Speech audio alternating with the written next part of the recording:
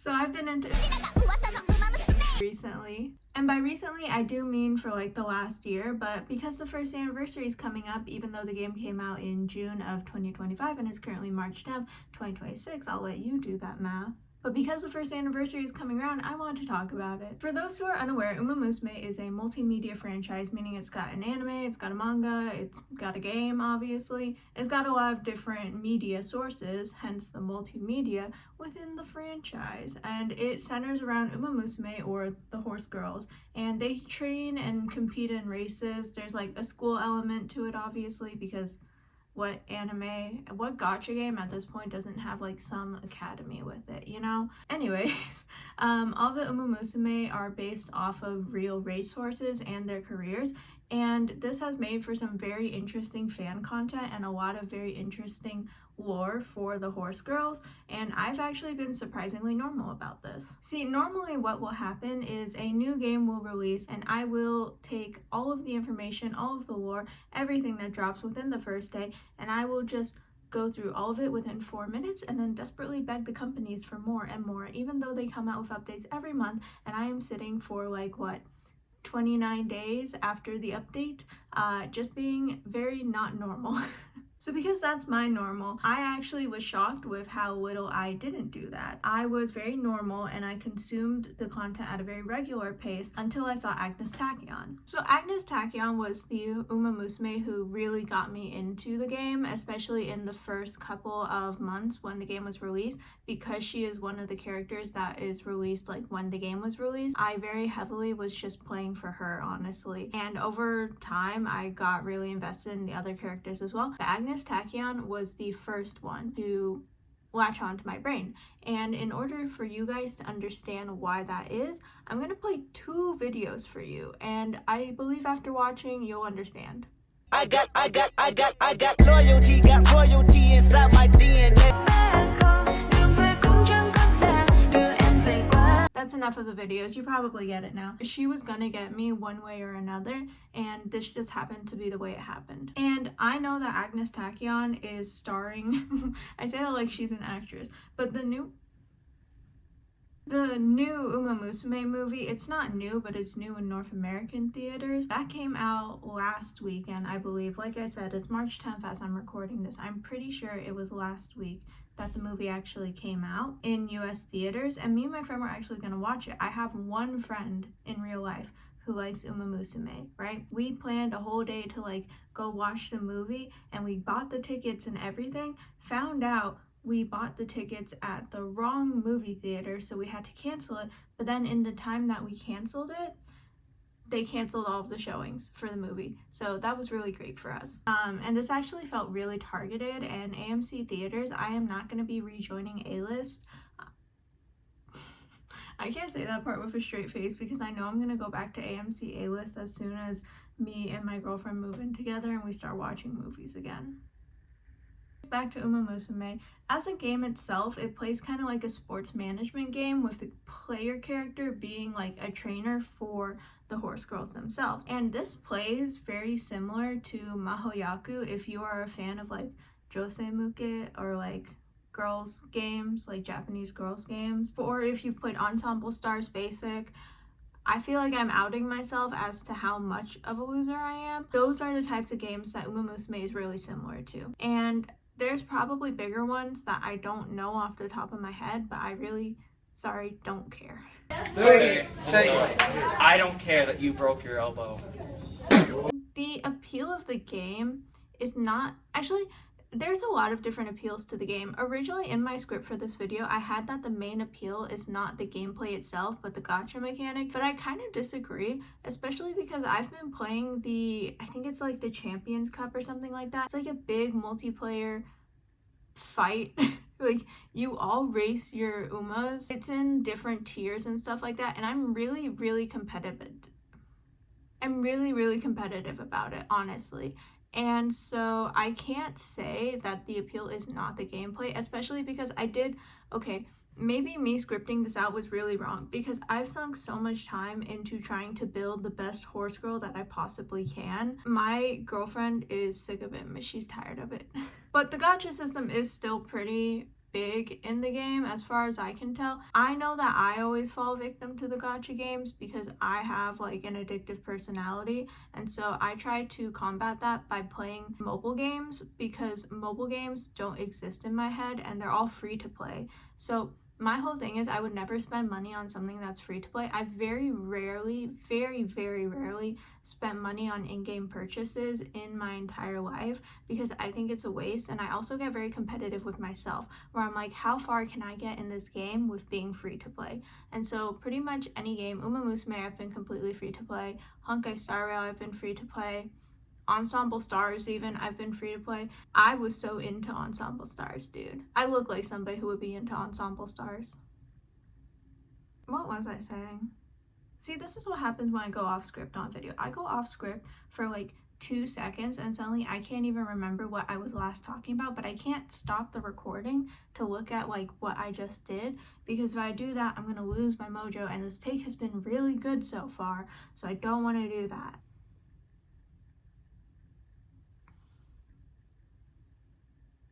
The further I get away, the worse I look, or like, I was talking about the gameplay mechanics. Okay, so I've been free to play on every single game. Umamusume, in all honesty, is really hard to be free to play in because they don't have a pity system, they have a spark system. So there are 2 different types of pity systems that I see in gacha games. One is like the Ensemble Stars. If you roll 100 times, you get like 100 coins for that specific banner, and then you can use that to just buy the card that you want. Pity systems, which Honkai Star Rail has a pity system. Most Hoyoverse games, I think, have a pity system. Where basically the rate of getting a 5-star character increases at a certain point. I think it's 100. I want to say it's 100 because I'm pretty sure that I have rolled to 100 and that's when I got a character in Honkai Star Rail. That happened to me really recently because it was Yao Guang. Those are the 2 types of pity systems that I normally see in gacha. Umamusume is a spark system. So you need like 100 pulls in order to get enough of the like in-game currency to trade for that character specifically, and then you have that. That's so difficult because you need enough game currency for 100 pulls, which is really hard to get and just like have saved, especially because they come out with it's less, they definitely have less banners than like Honkai Star Rail or Genshin or any of those games. Or maybe it just feels like they don't have as many because they're spaced out in a nice way. It's still difficult because I think I got to 70 pulls on the last banner, which was the Valentine's banner. I got Mihono Bourbon, but I didn't get the other one that I'm blanking the name on. So I didn't get her, and I was going to go until Spark to get her, but I couldn't get like 30 pulls by the end of the banner, and so it really, really sucked to see the banner reset. You know what else sucks though? Because that's not the only part in which gambling is literally a part of the Umamusume game. This almost sounds like I don't like Umamusume. I love Umamusume. The game, unfortunately, it really gets me. It really dopamine maxes me.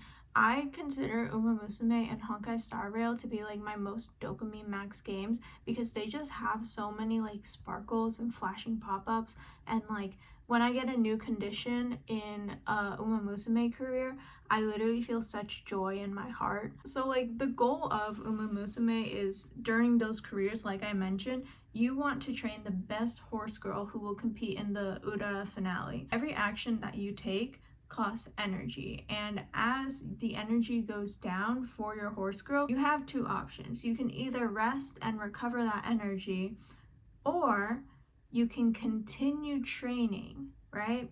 And here's the thing, as the energy goes down, the rate of failing the trainings that you do for that turn increase.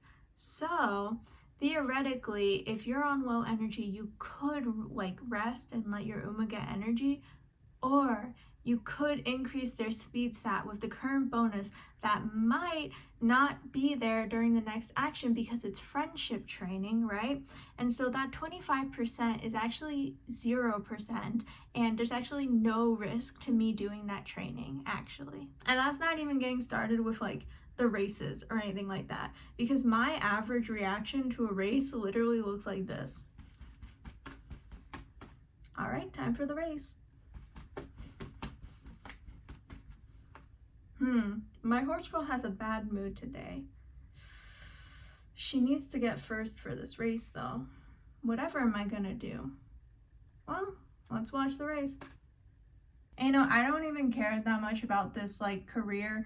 It's not been the best, honestly, and I think I could just like give up and, you know, I could just do another career. And like she's at 5th right now, but she is a pace chaser, so maybe she has a little bit of wiggle room. And like, but you know, I don't even really care that much. I really don't care. I just, yeah, and she lost anyway, so like I don't even care. Retry. And like, you know what, I'm just gonna view the results. Oh my god, she won, yay. And that's a very low energy skit of what it looks like when I play Umamusume. Trust that I have more energy, but I'm recording this at like 11 p.m. at night, and I am not going, my roommate's already walked out like 3 times. I'm not gonna do it again. But like the entire game is kind of gambling, but I really, really like it. Like, I cannot deny that the fact that I basically have to gamble on trainings as well, and then I also have to gamble in terms of like the horse races, because what I mentioned about my horse being in a bad mood and like that could make or break her career, right? It's so hard because when you win, you feel so up. You feel so good about yourself because let me tell you, there have been times in a playthrough where I'm like, you know what, I want to cap this playthrough off right here. Let me like intentionally lose this race. Let me like do something like that. But I've built a horse girl that just clears every single race no matter what I do. I literally put her in a bad mood, still wins. I run her energy so low down to the ground, still wins.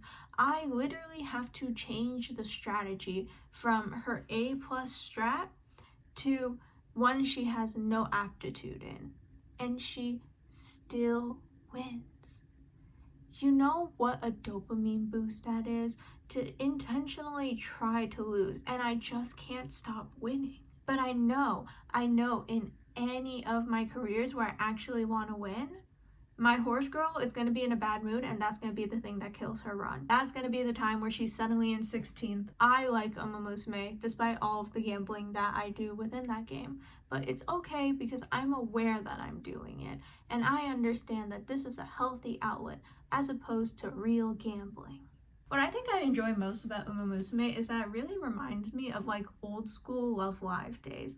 Not to date myself as a loser 22-year-old, but I was there when the global servers of Love Live School Idol Festival launched, and no, I'm not going to explain what Love Live School Idol Festival is. You either know it or you don't. I am not. That's a whole different video, honestly. I've been playing that since it first came out, and I've also been playing Ensemble Stars since before the global servers came out for that game, but also since the global servers came out for that game. And so I'm no stranger to when Japanese multimedia companies will come over to the US or just Western markets in general and release their global servers. Love Live feels very similar to Umamusume, where it captured a very specific niche audience, and that niche audience somehow has made a very big cultural impact in the tiny time that they've been around.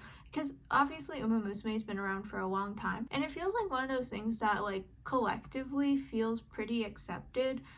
Again, kind of like Love Live in just the term of like gacha game spaces. It really feels like it's not replaced Love Live, but it definitely is filling the void where Love Live was. I know no one asked, but also my favorite characters, like I mentioned earlier, Agnes Tachyon is like my #1 favorite.